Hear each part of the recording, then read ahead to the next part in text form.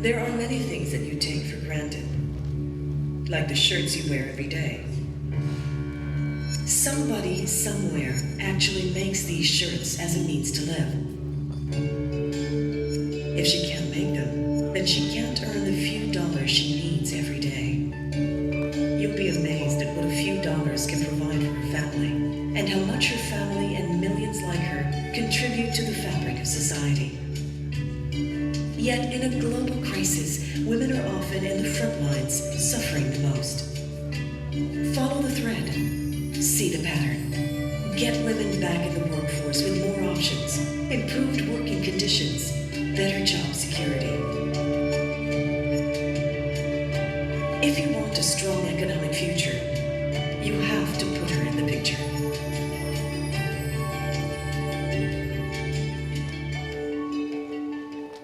So I've been asked to kind of close out the day maybe with a little more of a personal story, a little bit about Calvert and a little bit about inclusion. And I'd like to start off by saying I went to Wharton as an undergraduate, finance school in America, and like all Wharton graduates, my goal was, I shouldn't say all Wharton, but in those days was to basically become kind of financially independent and be able to do what I wanted to do the rest of my life. And I also had some financial engineering skills, and so just out of school, actually I started one of the very first money market funds. And we were actually the highest ceiling, the safest, and money rushed in. So when we were in our mid-20s, we were already managing almost a couple $2 billion, which for young people in those days was kind of different than these days.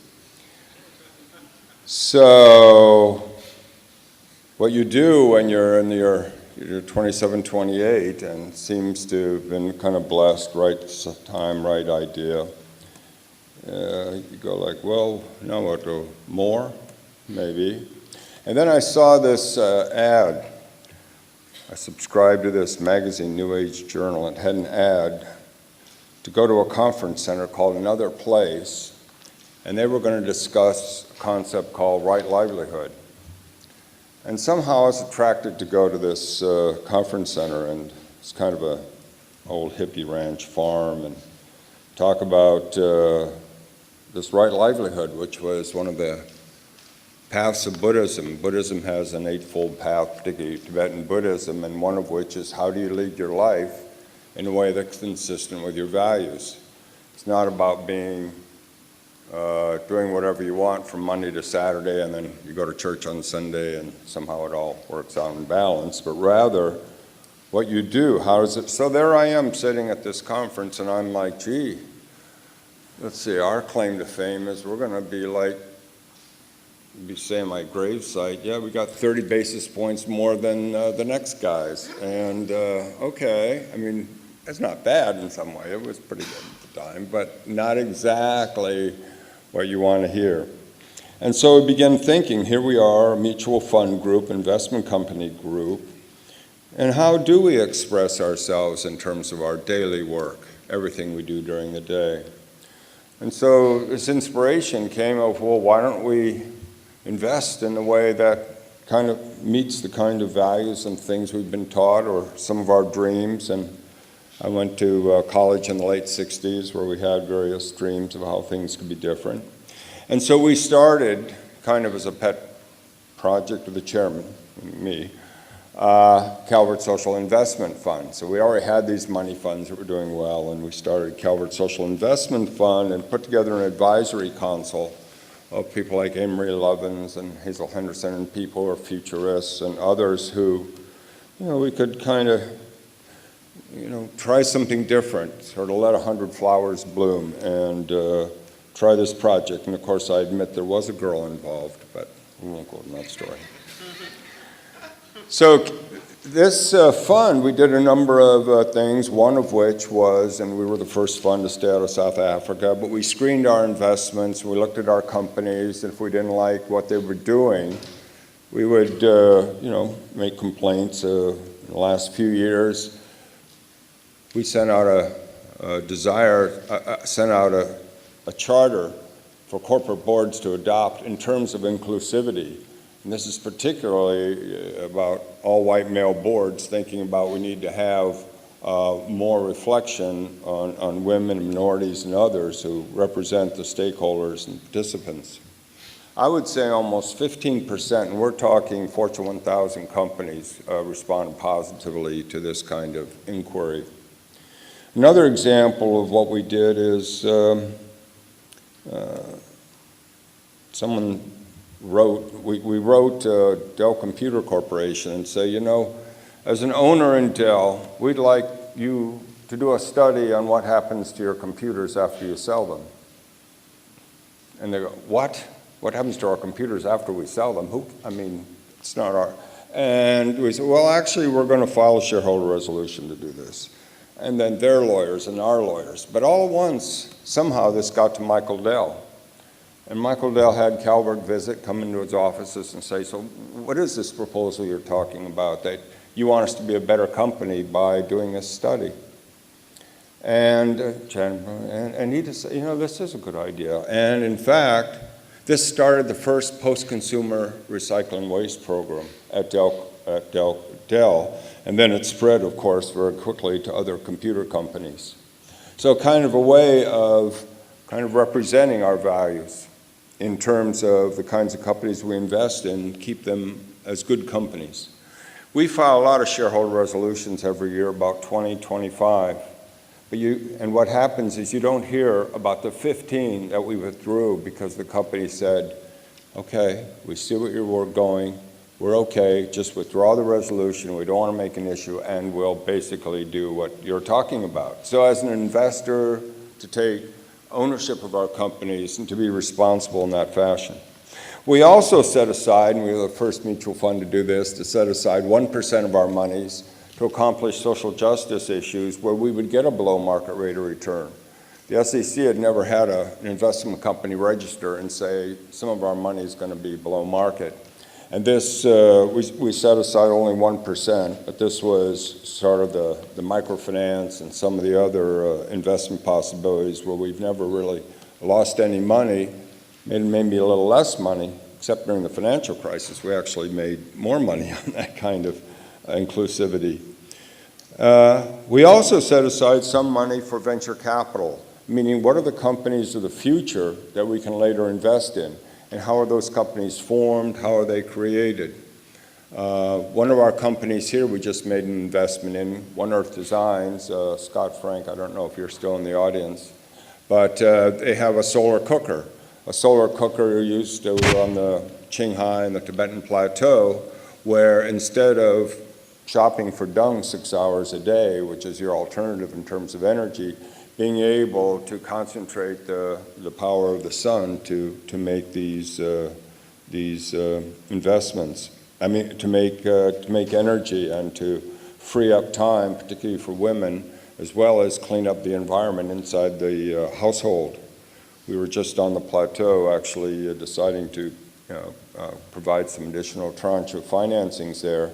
But again, people who are living in huts on Tibetan plateaus and being inclusive by looking at an MIT kind of technology that, gee, this could be used here, there, it deserves a chance, and let's roll it out.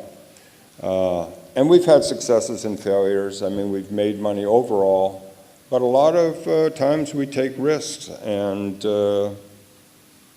that's investment business, especially in the early stage. In fact, for most venture funds, I would say most of their companies really don't do much. It's the 1 or 2 or 3 that kind of have a home run that make up the portfolio. And we're not afraid to take risks. We also made an investment here in Asia recently in a company called Shangri-La Farms.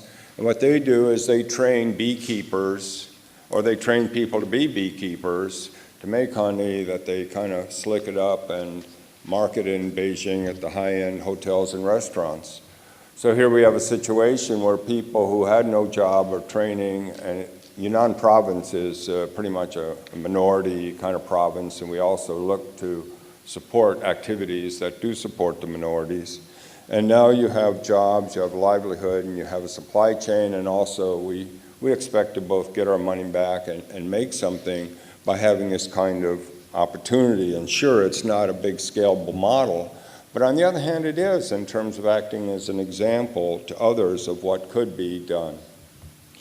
So those are the kinds of things we've been doing at Calvert, and rolling out some more kind of public policy initiatives that help support this movement. I mentioned a little bit this morning about ways that impact investing is inclusive, not because someone in Washington or New York develops a product and says, here, buy this Calvert Foundation note, and now you're being a wonderful impact investor, although that can also be true, being chairman of Calvert Foundation, and we do have thousands of investors supporting the good work through that fashion.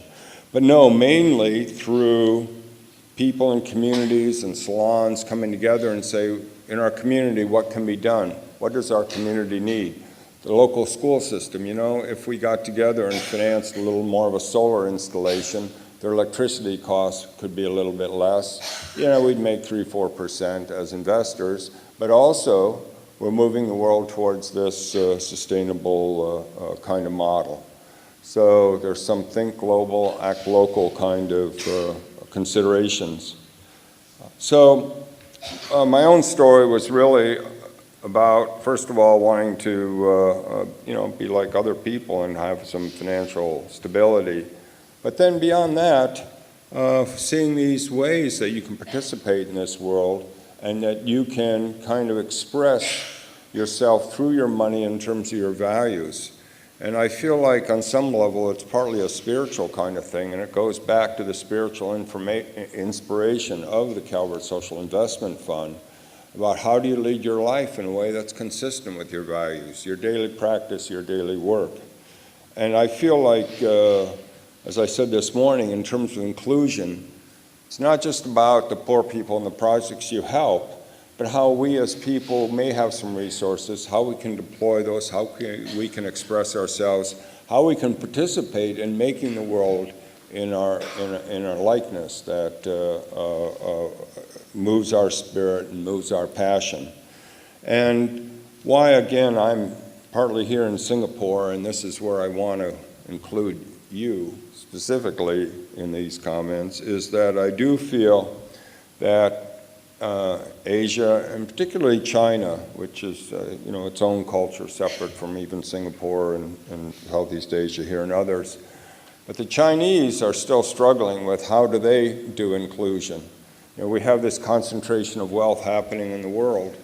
The concentration of wealth is happening so fast, at least in China, the US, 1% own 40% at least of the resources.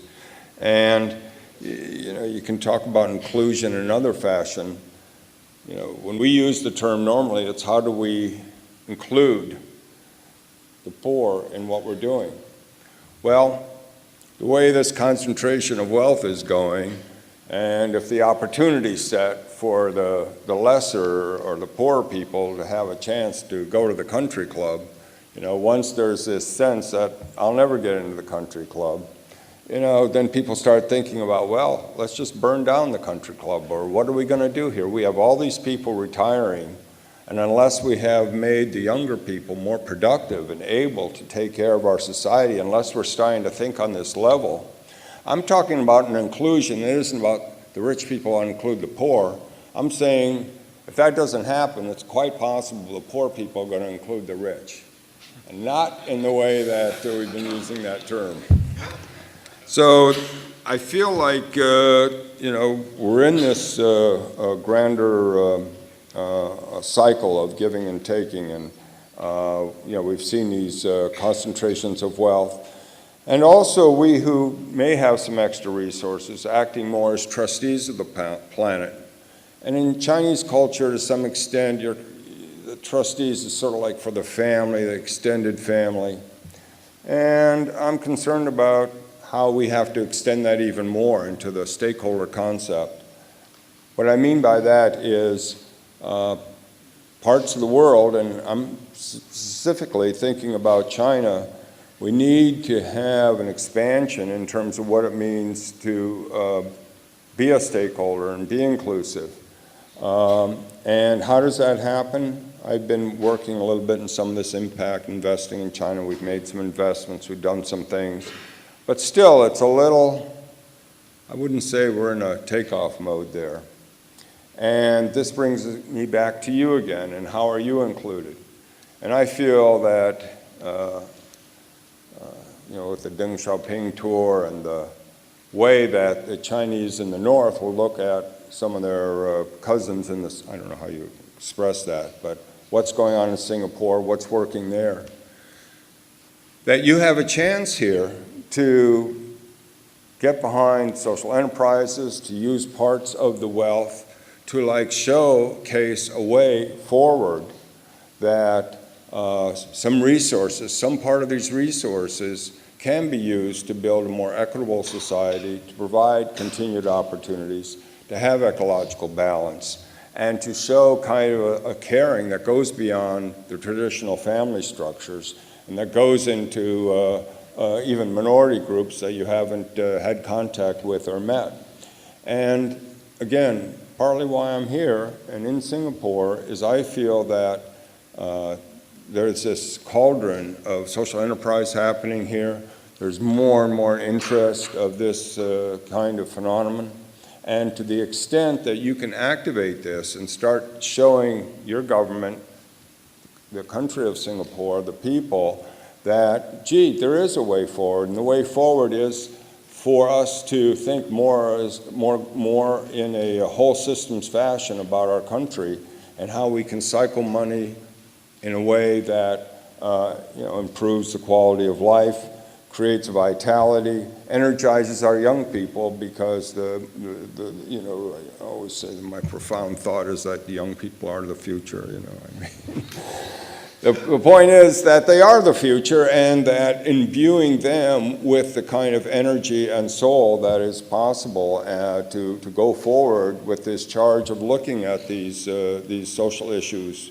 It's taken us years to get to this point where, now the Social Enterprise Club is the #1 club at Harvard Business School. It isn't the hedge fund club, the private equity, the venture capital club. And the visions are out there, and we need to create more glue here, or we need to connect up visions with some resources and some manifestations and some stories.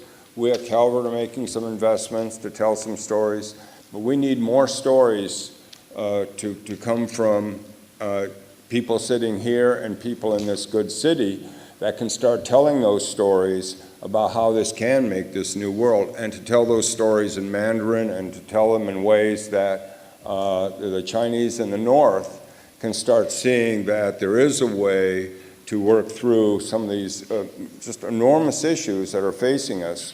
And it can't be done just by the government. It has to be done by stimulating we as individuals and our neighbors and our brothers and sisters and extended families about how we are part of this one world and how we are stakeholders in the whole. And with the carbon and the rich-poor thing and with the internet in terms of the information, I don't think we have a choice but to go forward and to include ourselves and the people in this room in this charge to create these examples that I do feel can both not just save us, but also make us the better people we know we can be. So thank you very much, and appreciate these few minutes. As we wrap up the first day of the Impact Forum, it's my great pleasure to have the honor to present IX's first annual Impact Leader Awards. IX created the Impact Leader Awards to recognize individuals or organizations that have made a significant contribution to advancing the impact investment sector in Asia over the past year. This has been a great year for us, and we've been very fortunate to have the opportunity to work with many fantastic people and organizations that could fit that bill, who share our dedication to advance the development of social capital markets in Asia. From this group, we will be recognizing 2 individuals this evening. So what makes an impact leader? Being an active investor, in social enterprises is certainly one way to contribute. But there are also many other ways to be an impact leader, many other roles that need to be filled for this sector to advance and to grow over time. It's my privilege now to announce the recipients of our first Impact Leader Awards. I look forward to these being the first of many such awards that IX will give annually at the Impact Forum in the future.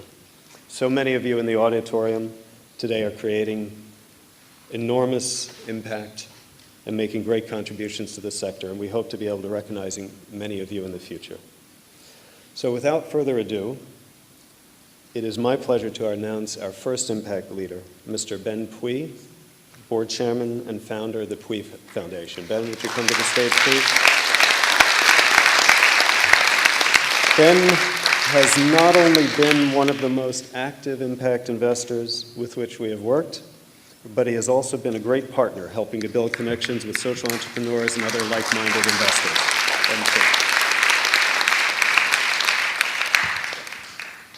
Thank you. Please stand. Our second Impact Leader Award goes to Tracy Chen, Director of law firm One Legal. Tracy has been a great supporter, providing critical services to social enterprises, as well as support for the impact investing space in Asia on a pro bono basis. Tracy's unable to join today, but she's asked Joseph Wong, her colleague, to accept the award on her behalf.